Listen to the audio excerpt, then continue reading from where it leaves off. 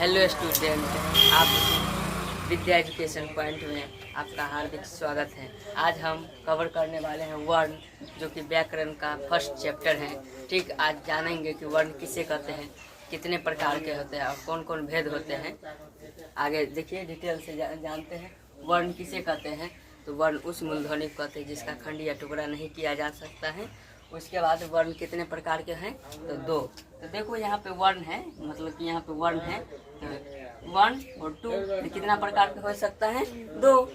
समझ में आया। उसके बाद यहाँ पे जानेंगे कि स्वर वर्ण और व्यंजन वर्ण।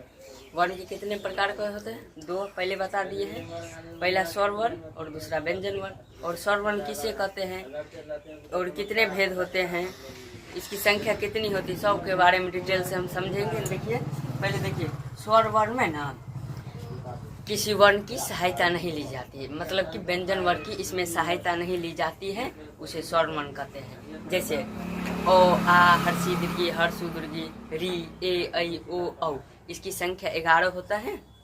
उसके बाद यहाँ पे समझेंगे, यहाँ पे है व्यंजन वर्ण। व्यंजन वर्ण में ना स्वर वर्ण की सहायता ली जाती है, जिसे व्यंजन वर्ण कहते हैं। इसकी संख्या 25 होती है, क से लेके अब म तकली, क, ख, ग, घ और म तकली, प, फ, ब, म तकली होते हैं। चलते हैं और अगले वीडियो में नेक्स्ट स्वर के कितने भेद होते हैं और कौन कौन भेद होते हैं हम डिटेल से अभी जानेंगे। पिछले कक्षा में हम पढ़ चुके हैं कि वर्ण किसे कहते हैं, कितने प्रकार के हैं और कौन कौन भेद होते हैं, उसके बारे में पता कर लिया। आज हम स्वर वर्ण के बारे में डिटेल से समझेंगे। तो देखिए, तो यहाँ पे है स्वर वर्ण के भेद और कौन कौन भेद होते हैं।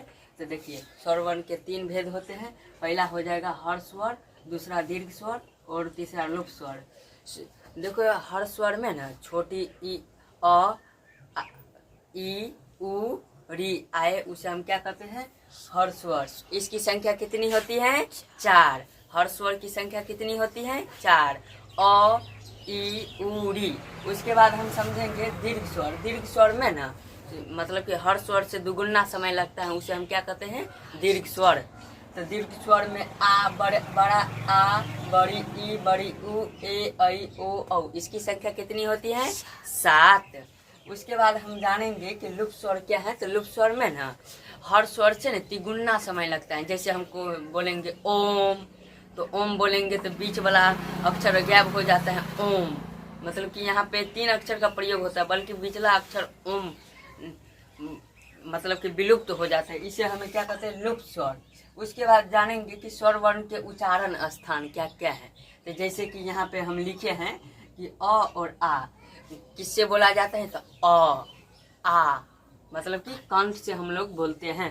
उसके बाद है बड़ी छोटी ई और री, क्या है, बड़ी ई मतलब कि ई, ई क्या है, तालु से बोला जाता है। उ, तो उ दोनों होठ सटता है, यानी कि ओट्स, समझा। उसके बाद है यहाँ पे री।